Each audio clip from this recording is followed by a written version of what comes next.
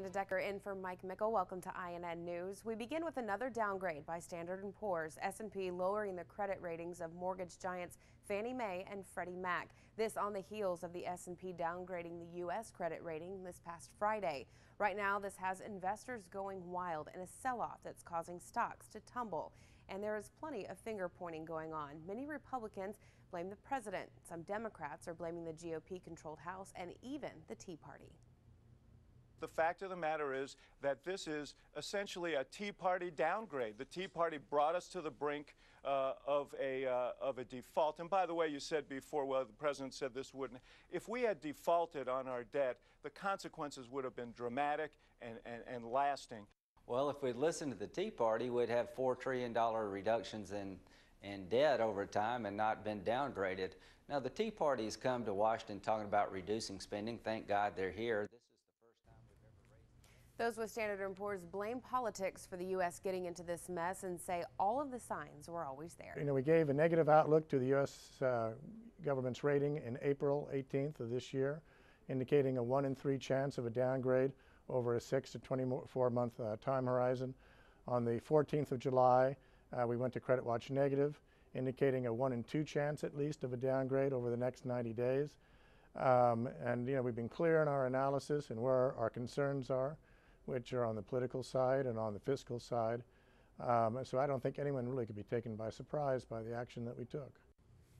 Moody's and Fitch, the two other major credit rating agencies, have both maintained their AAA rating for the United States. So what does this mean for you? Well, your 401k is likely to take a hit. Plus, if U.S. banks are downgraded, it would cost more for them to borrow. Additional fees will surely be passed down to the consumer. And now that mortgage giants Fannie Mae and Freddie Mac have been downgraded, that could send mortgage rates up a half point, adding $19,000 to the cost of a 30-year fixed mortgage. Well, that news has real estate buyers and sellers frantic over what could happen next. Susan Candiotti explains. Now, this is a model, right? This is a model unit. It is also available for sale. But Mark Irwin doesn't have to buy a home. He took that plunge 4 years ago. It's 562 square feet. The father of 3 young daughters is convinced now is the time to invest some retirement savings in property before interest rates change. They're going to kind of shoot up again awfully fast. So I think now's the time to really start looking at investing in real estate if you have the means to do it. Days after S&P caused a firestorm by clipping the government's credit rating, there is a growing concern that interest rates will rise for anyone borrowing money, from credit cards to mortgages. Irwin, a hospital nursing manager, blames the mess on Washington. They really need to stop playing politics and really get to the business of balancing the budget. Samsung refrigerator with bottom freezer.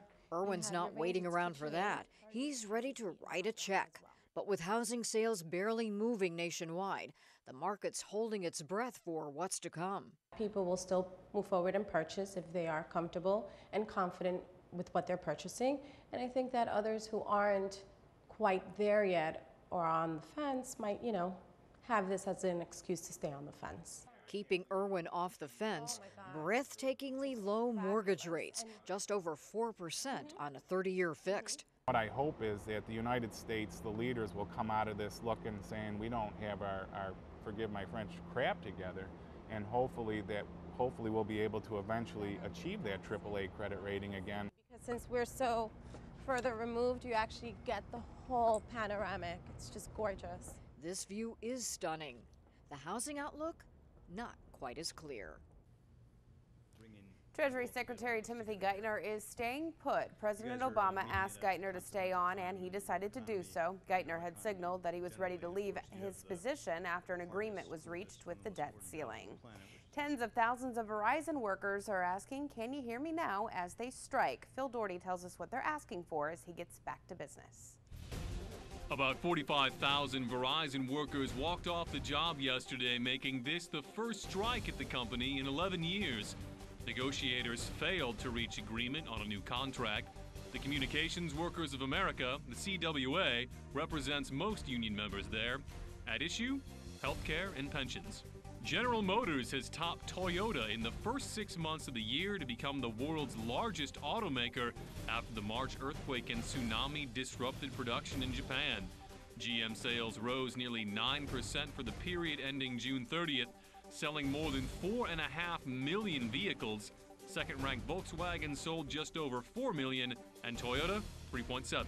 Boeing's newest airplane is unveiled in Washington State. The 787 Dreamliner rolled out Saturday outside of their factory north of Seattle. Boeing promises 20% better fuel efficiency on this new craft, and as much as 50% of its fuselage is made up of composite materials instead of the typical aluminum. Passengers can look forward to bigger bathrooms, more storage, and roomier seats.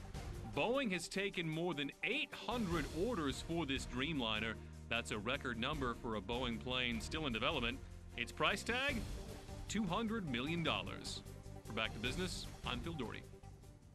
Officials are still investigating the single deadliest day for U.S. troops in 10 years of the war in Afghanistan. 38 people were killed Saturday morning, 30 of them U.S. troops, 22 were Navy SEALs. The troops were in a Chinook helicopter when they were attacked. It happened in the mountainous Wardak province, and the Taliban claimed responsibility. The military says the troops were on their way to rescue an Army Ranger unit pinned down by the Taliban.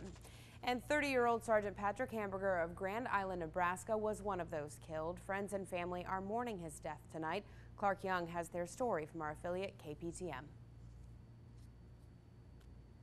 All over the world, we start with the Fox News alert. Out of Afghanistan, 31 American troops. 31 Americans dead in this helicopter incident. But we believe this is the single worst loss of life for American troops in Afghanistan since the start of the war 10 years ago. Now, the U.S. military... The deadliest single event in the war to date has taken the lives of 38 U.S. and Afghan troops, including Nebraska native Sergeant Patrick Hamburger, who was just 30 years old.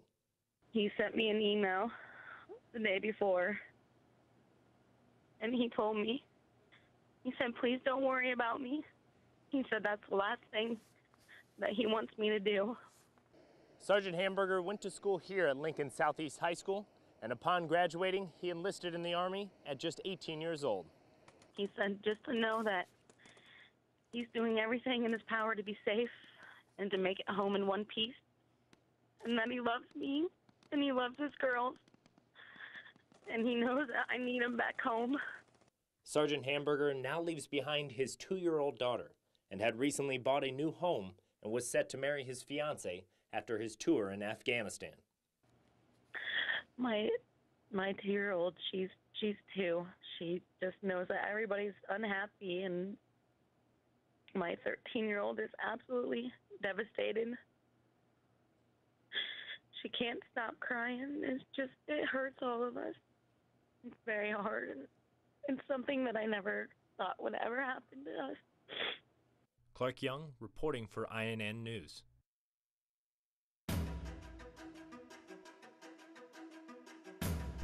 Time for global news now. UN Secretary General Ban Ki-moon met with evacuees of the Fukushima nuclear accident in Japan today. He told them the UN will make safety efforts to improve safety of nuclear power. He also met students at Fukushima Senior High School. He told students that he knows they have felt the serious impact of the disaster, but he is sure Japan will recover. Tropical storm Mifa is expected to make landfall today in northeast China's Liaoyang province. Authorities prepared by canceling flights and ordering boats to stay in port. More than 600,000 people along the coast have been evacuated. Also in China, today marks the 1-year anniversary of a massive mudslide that hit northwest China's Gansu province. That disaster left more than 1,700 people missing or dead. A commemoration was held at the Remembrance Garden, built at one of the hardest-hit villages. Wreaths were laid at the monument's wall, which is engraved with victims' names. And 3 rare animals gave birth at the zoological gardens in Sri Lanka. Visitors to the zoo have been given an opportunity to see these new baby animals. The baby greater kudu, which is a variety of the African antelope, was one of the animals born. Also born a pygmy hippopotamus and a baby guanaco. And that's your Global News Now. Next, crashes from the air and on the ground. Find out where this rude awakening happened for some homeowners. And the couponing craze goes criminal. What one woman did to save money, coming up on INN.